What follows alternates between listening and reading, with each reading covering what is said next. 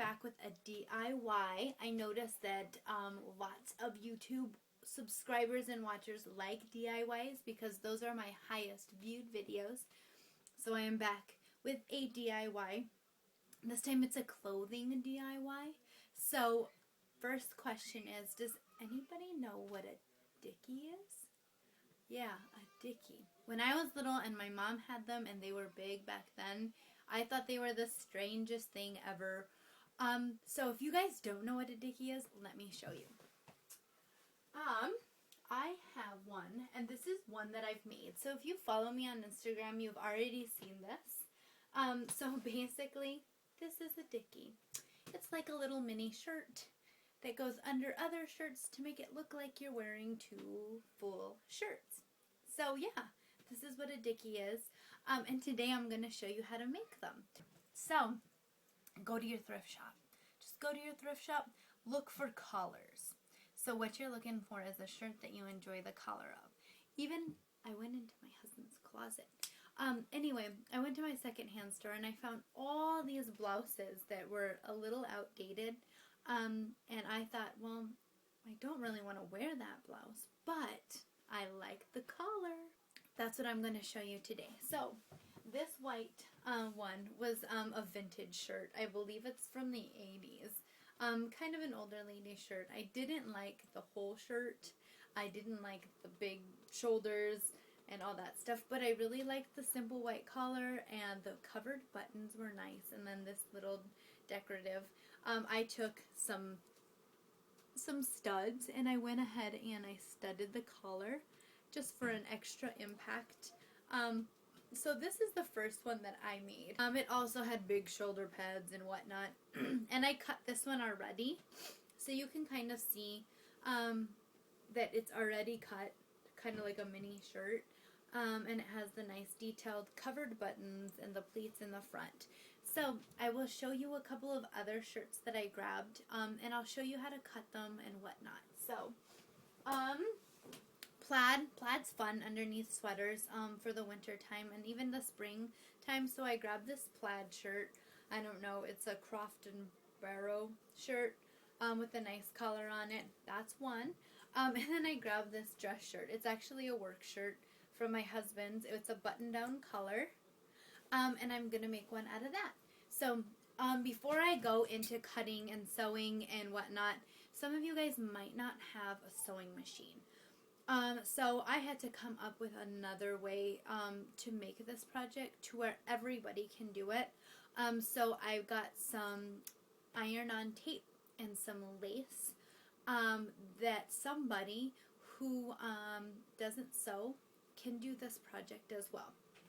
Now, the main reason why we're going to sew or iron on some tape is because if you get a material that frays, so basically if you wash it, the edges are going to fray. This silk shirt more than likely will not fray much. So these are the raw edges, and then you can see where the frays are. So we want to prevent that from happening.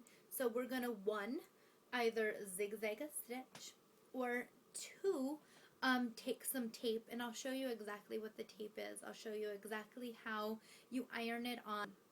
Without further ado, before I keep confusing you as to what I'm talking about without showing you, I need to get to it. Alright, here I am back with a couple of supplies. So we have Heat in Bond Light. So it's basically iron-on tape. This is the iron side. This is the paper side. We have some Flexi Lace Hem Tape. And scissors. So you can get these 2 supplies at Walmart. I find them all the time at mostly every Walmart I go to. So you can grab those there. Okay, we're going to start off by cutting the shirt. So first we're going to take a measuring tape. So if you have a measuring tape, that's fine. If not, usually you can determine the width depending on where the sleeves or the shoulders and the sleeves meet. So normally it's about 14 to 15 inches. So right where the shoulders and the sleeves meet is typically where we're going to cut it.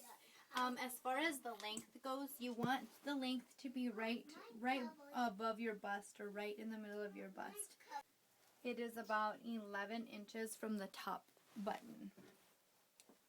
So we're going to take 11 inches from the top button, and we're going to go ahead and cut across first.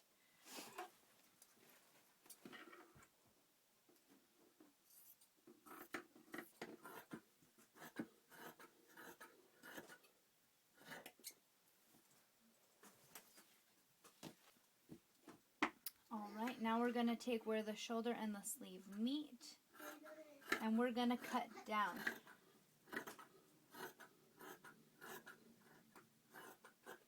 So right where the shoulder and the sleeve meet is the sun shining in a crazy direction. Alright, so there we go. We've got our little shirt. So, okay, now here is the already cut shirt and the iron.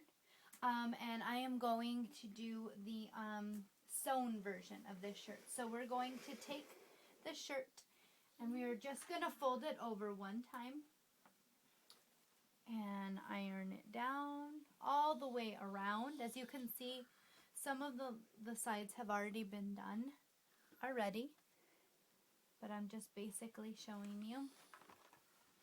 Then you're going to take the other side that I haven't done. This is the side of the button. So we are going to have to cut that button off.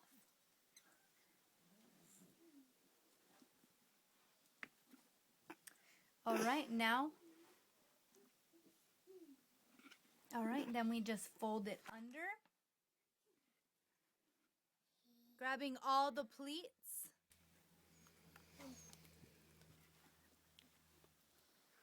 And pressing it. Alright, so I'm at the sewing machine. I have it set on my biggest zigzag stitch. And I'm going to go on the inside of the shirt where I folded it over. And I am just going to zigzag it.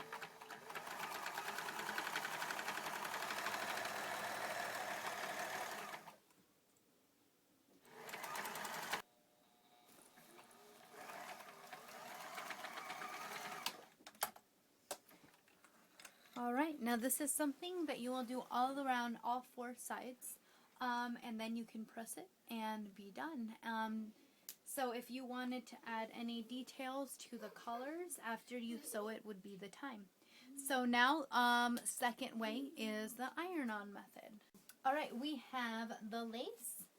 We have the iron-on tape. We are going to grab the iron-on tape and go right over the lace, and just press this. Follow the directions on the iron-on tape as far as the temperature and whatnot.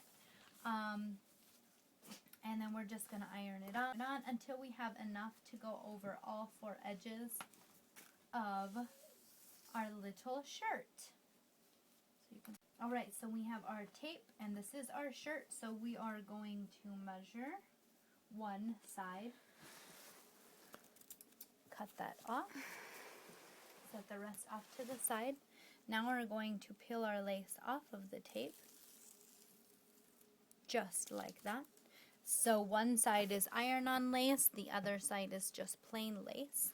Now we are going to basically sandwich the lace and the end of the shirt. So none of the sticky side can be exposed because it will melt with the iron.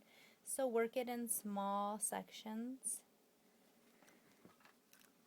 until you have all four edges completely ironed.